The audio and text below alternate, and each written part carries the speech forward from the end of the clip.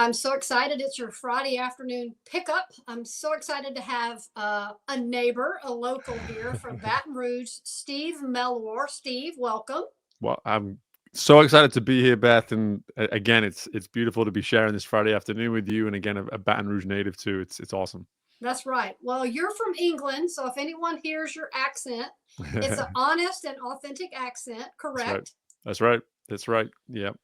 It's been So, well. I was just going to say, every time I introduce myself now, I'm British born, Baton Rouge based. That's just how yeah. I like to say it. It's makes it easier for people just to understand like what I start saying is going to sound real different to what most people say around here. And it's so funny because you can move to Baton Rouge, but it takes a minute to become an actual native. You got to Yeah, really work your way through all the things and that's the right. places and the people. But but yeah. So today we're going to talk about growth and leadership and coaching and a lot of things that I think people hear about, but sometimes maybe have some experience with, maybe sometimes wonder what it's like. But you got into coaching via athletics, which is, the ultimate place to coach. So let's Mhm. talk about that and what that means to your executive coaching today. Yeah, I love the question because to be honest with you, the transition from sports into what I'm doing now came with so much imposter syndrome. Again, you're walking into boardrooms, you're walking into businesses, you're just sitting down having coffee with someone who doesn't have any background in sport whatsoever, and you're going to start pitching yourself as a coach and trying to emphasize how it is you can be of service and impact. And my sport was swimming. I was in swimming for 15 years as a coach, the 10 to 11 years before that as an athlete. So we're talking about, the better part of 2.5 decades. I was immersed in this sport, mainly at the highest level too. How I ended up in Baton Rouge was because of swimming. I coached at LSU for almost 10 years. And for me, the interesting part about it is that my philosophy with coaching when I was coaching athletes in many ways was no different to what I'm doing now because my focus was on the human. It was never about the athlete. And some people hear that and they go, I don't know, man, I can't necessarily believe that. And it's like, well, you only need to go and ask my athletes. The one thing that I always did with them was take the time to get to know the human being that was going to be stepping on the block and diving into the pool. Because for Mm-hmm. me as a coach, that was kind of my inside track to actually developing and realizing their potential. Was the better I knew them, and in some Mm-hmm. cases it would scare them. Like I would almost get to know them in a way that they didn't even know themselves. Mm-hmm. That ability for me to then serve them truly as the optimal coach was something that I saw as a huge advantage. And it was a small sacrifice I saw on my part just to say, hey, find the 5 minutes, find the 10 minutes when they need that 5 or 10 minutes, invest in the individual. And before Mm-hmm. long, everything they're hearing from you as the swim coach, it's being heard and it's resonating with them on a deeper level because you have a greater connection with them from the beginning. Yeah. So, what do you tap into to get deeper? Because I think people are really good with a flyby approach to, Mm. people know me, people know who I am, but it takes a minute to get deeper. And I think people are looking and longing for that deeper, whether it be at home, whether it be in an athletic situation or a coaching corporate situation. What does it take for us as people to realize that we really do need to know people better to have better relationships?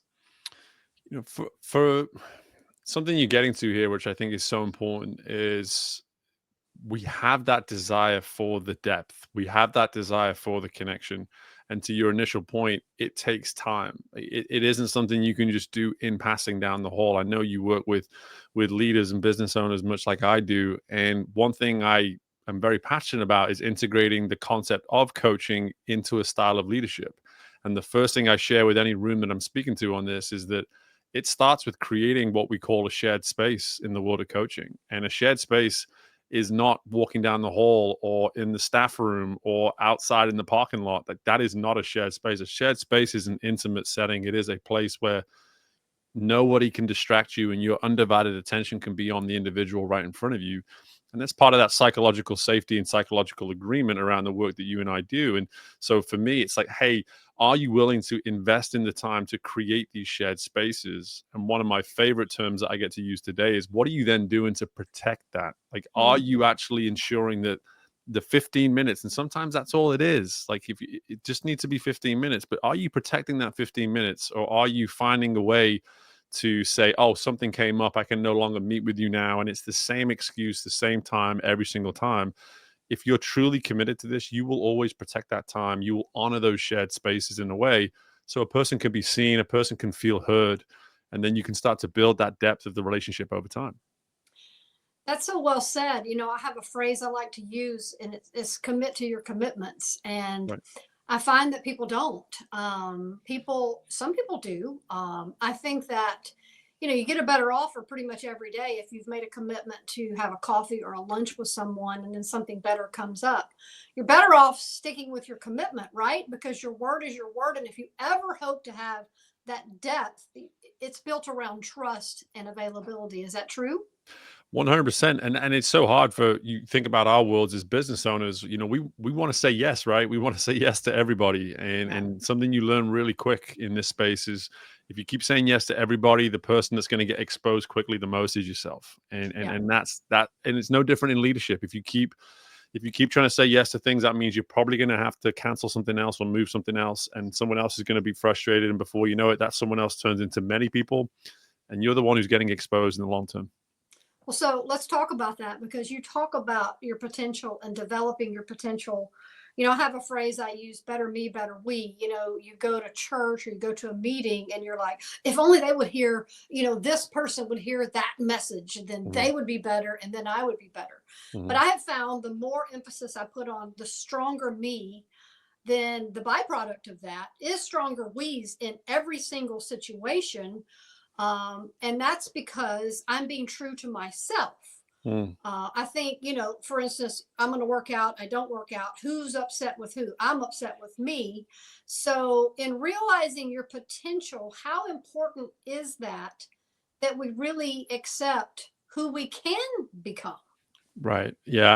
I mean, I wrote a book all about realizing your potential, and so for me, at the heart of that is this thing I call the optimal self. And it's funny because I've used it naturally. You hear it a lot in anything when I'm marketing myself, etc., and when I'm speaking on a stage. But the moment I start working with a client, it's typically like 2 or 3 sessions in, and they go, "You're kind of this whole optimal self thing. It's a real thing. Huh? Like, this isn't just something you're using to entice people or bring people in." I'm like, it's not, because at the end of the day, if we get the optimal self right, we create this North Star. And the beauty of a North Star, Beth, is we never get there. We never reach the North Star, but Hmm. it is a sign in the sky. It is a direction that we get to pursue. And then it's the actual enjoyment and the fulfillment that we get from the process and the work each and every day, to simply just acknowledging, like, there's this version of me that I truly believe is optimal. Yeah. And if I can be kind enough to myself to understand that there's probably never going to be a day where I truly emulate that version of me 100%. But if I can just say, you know what, I think this life is better lived if I'm just pursuing that version of me, as opposed to looking backwards and maybe just being frustrated about something that's been and gone and being so caught up in that, when really there's this always this version of ourselves that we can be aspiring toward. And I've seen it so much in the world of sport. You can't necessarily get an athlete sometimes to see that, and so they become their biggest self-critic. And as a Right. coach, then your job is just to say, stop being so harsh on yourself and just focus on this version of you that you can become, and enjoy the ride, enjoy the process that comes with the work required to pursue that version of you. But at the end of the day, take the time to define and describe what that optimal self looks like, and Yeah. then start to invest in that process to truly pursuing it, under the idea that, I may never get there, but it's way more worth it to go about it that way. So what are the markers that lead you to believe you're not your optimal self? I mean, what are the Mm. things where you're like, okay, that's a red flag. I need to pay attention to that. What are the Yeah. things that help us to be able to say, okay, I need to work on A, B, C? Yeah, and again, you'll forgive me for not necessarily going ABC and 1, 2, 3, but just focusing more on the singular and the one. And for me, I think our bodies are our greatest voice, but for whatever reason, we're pretty terrible at listening to them. And it's just the way it's always been for a long, long time. Our bodies know intuitively when something's off. it's then on us to decide, am I going to listen to myself right now, or am I just going to continue to squash it and push it to one side and act like there's no problem here? And for me, like that was all the major junctures in my journey came with me having the ability just to say, listen to what your body's telling you. Your body's not happy. Your body's frustrated. Your body's been in this cycle of misery, of even depression. Do you want to just stay there? Do you want to just allow that to be? Or do you want to listen to it because your body's actually crying out to you right now to make a change and make a shift? And so for me, I have a couple of techniques. I mean, to almost honor that 1, 2, 3 and an ABC approach. It's for me, I have a couple of techniques each and every day. I call it my first and final 30. So the first 30 minutes every day, what are you doing in that first 30 minutes to set yourself up for a great day? And then what are you doing in the final 30 minutes to simply look back and say, what did I achieve today? What do I need to do better tomorrow? And the way I always describe it, Beth, is those 30 minutes, if you do it right, that hour when you add it together is the most control you have in your entire day. Because outside of those 30 minutes, either at the bookends, you're on somebody else's clock, your everything you're doing is dependent on so many other people around you. We can control that 1 hour of our day if we choose to. And typically that's my time to tune in and say, physically, mentally, emotionally, spiritually, Steve, where are we at? What's going Yeah. on? What do we need to be aware of? And then follow that through with the real answer and not pretend it's one thing, but be able to say, and I think this is, a friend of mine says the biggest gap in life is between knowing and doing. I mean, we know what to Mhm. do, but we Right. just have to do it. That's right. That's right. I love We that. know to work out, we know to drink more water, we know all those things. But, I think realizing your potential is investing in yourself enough to say, I know what to do. I may not get it all right, but I'm going to Mhm. do more than I don't. That's right. That's right. And we get to see that up front and personal every day when we coach. Is Yeah. our job as coaches is like, hey, I'm just helping. I'm really a mirror. I'm just a mirror that you're investing in. And it's a mirror that has a voice and has some intuition that can guide you. But at the same time, the development and the growth that you're experiencing, it's coming from inside of you. It's coming Yeah. from inside of you. You just need some Hmm. help bringing it out and some accountability around it too. Yeah. And I also think too, we have a lot of voices.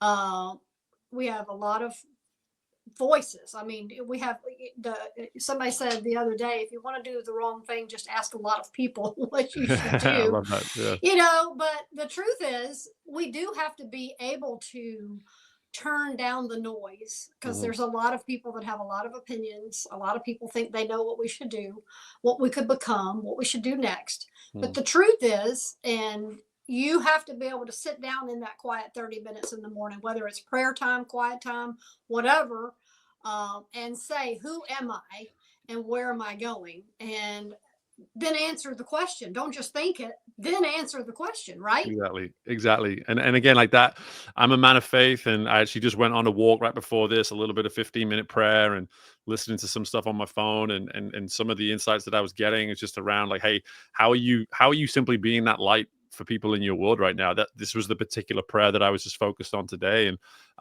for me, like part of that is to everything that we're speaking to is like, okay, if I'm going to be that light for others, in many ways, it's how am I being that example of what I preach? Here I am Yeah. preaching this and coaching on this.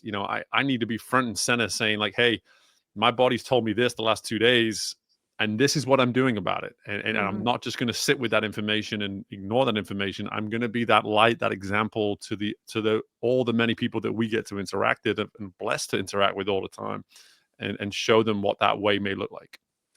And I think too, in a coaching situation, one of the things that's such a bonus for both people is a safe space to be honest Hmm. and to be able to say what you really think and what you really want to ask. And I Hmm. think we have to have, let's kind of talk about that for a minute because, we got to create the cultures where the people that are in our life and in our work and in our home feel connected truly to one another. So culture is a big deal at work, culture is a big deal at home.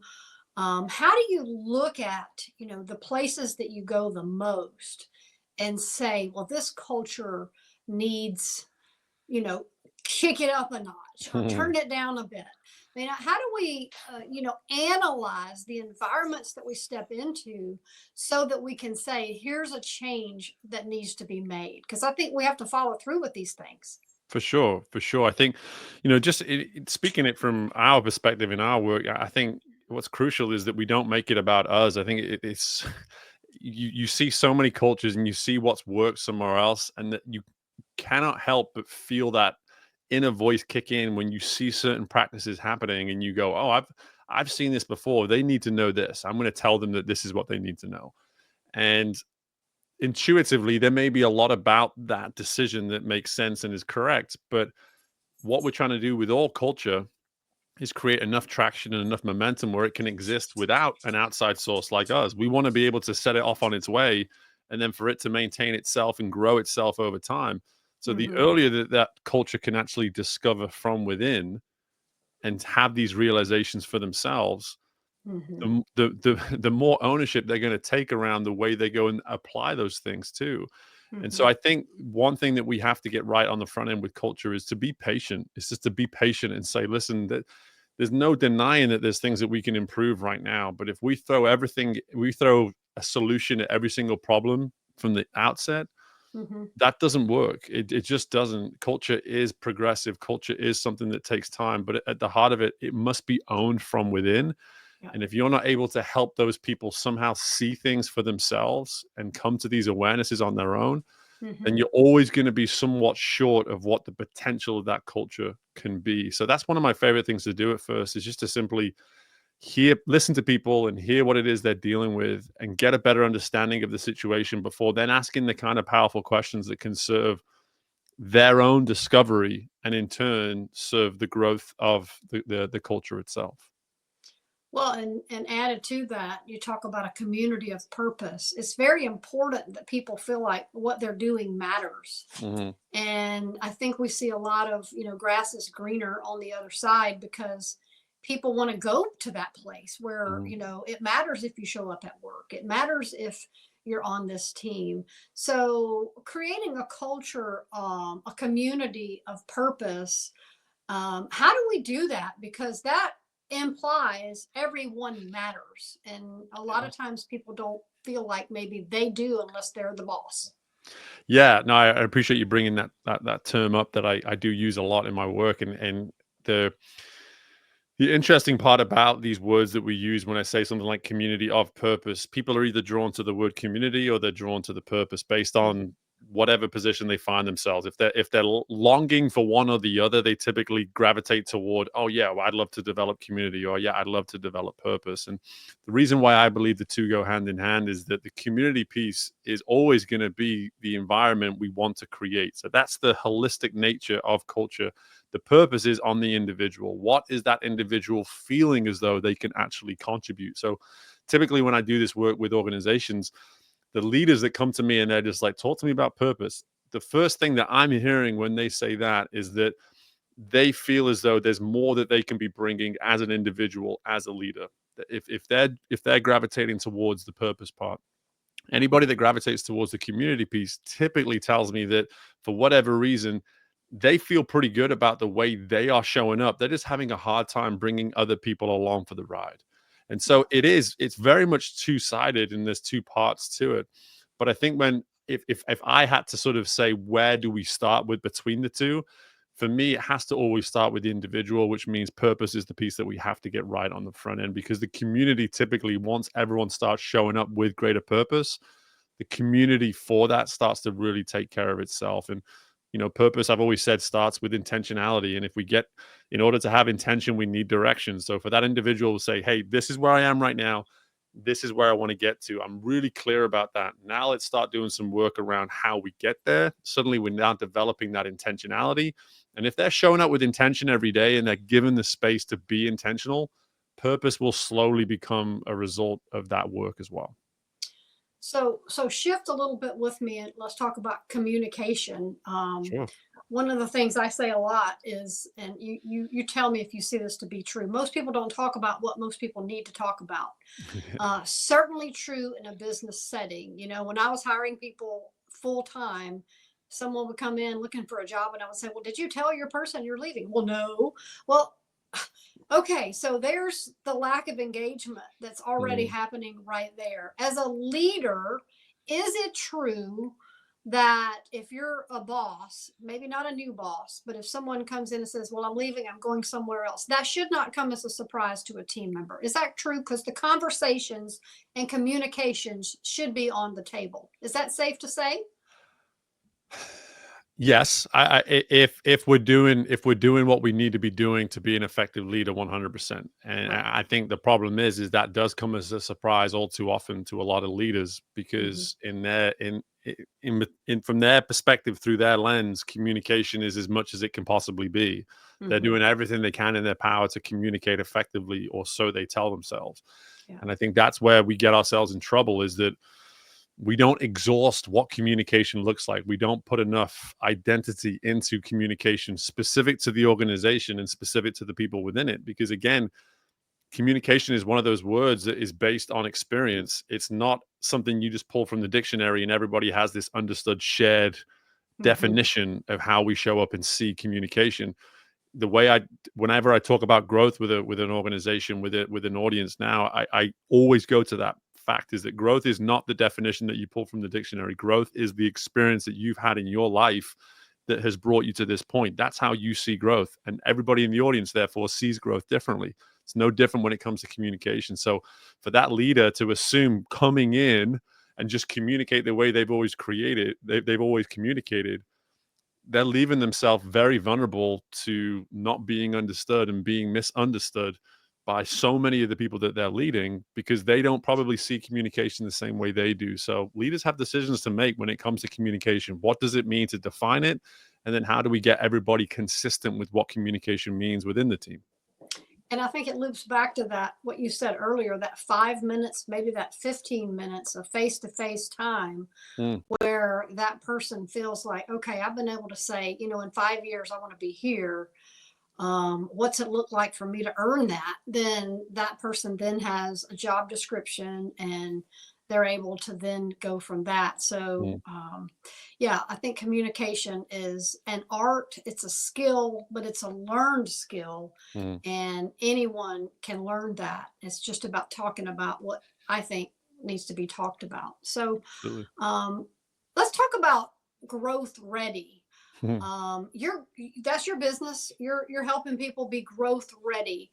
What does that look like at home? You're a family man, you're a Yeah, husband, you've got kids. We're all either going forwards or going backwards. I mean, that's there's right. just no such thing as sitting still. So, Yeah. how do we understand that and say, man, I'm either growing or I'm going backwards. I don't want to go backwards. You know, Yeah. how do we embrace that and say, this is good, this is not bad? Yeah, and I love the question because again, what it allows me to do is just kind of explain. Like, I love that you've asked it me through the lens of just the person that I am at home every day, because that's one of the many areas of my life. That's one of the jugs, if you will, that I pursue fulfillment around in terms of how I show up and do what I do every day. And one thing I always tell people is like when it comes to growth, it isn't one dimensional. It isn't this one like when I work with a business owner.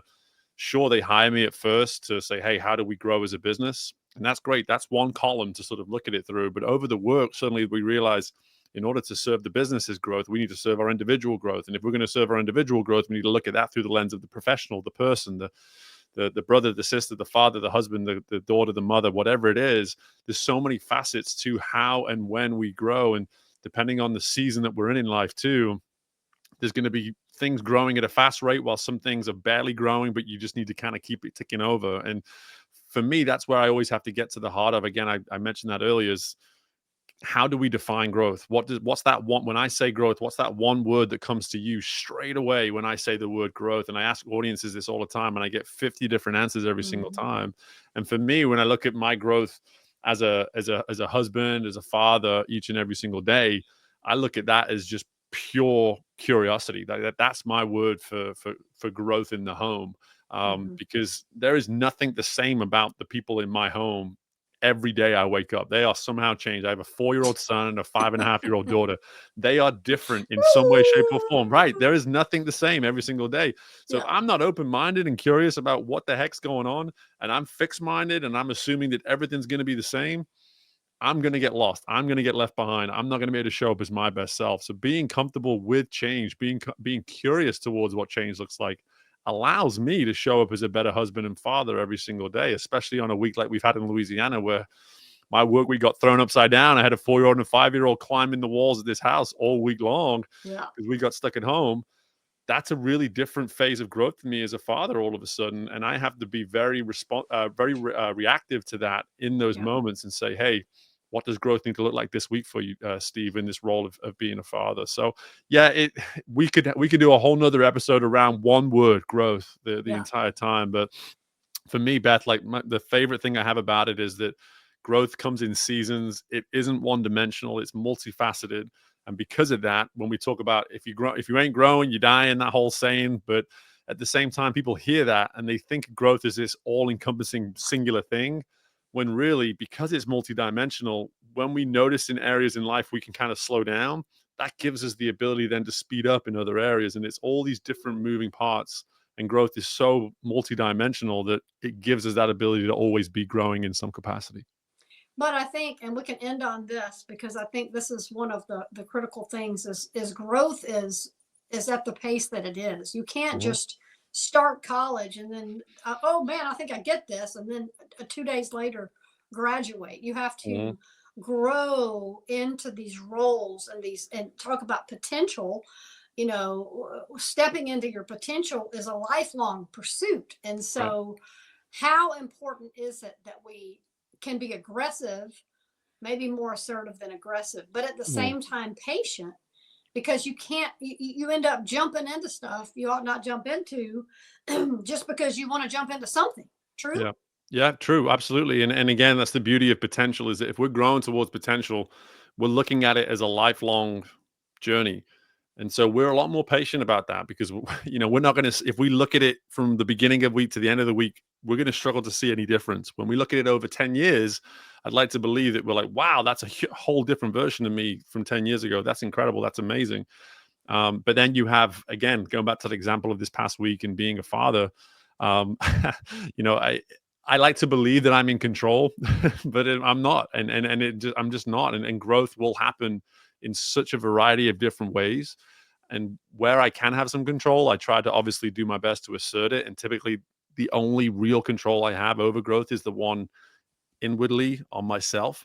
Right. But then when it comes to all these different folks around you, like, crazy sons and daughters, and a wife that's got a career and all her own responsibilities, you go, that I can't control any of that. I have to just be responsive to that and find a way to adapt to that as it grows too.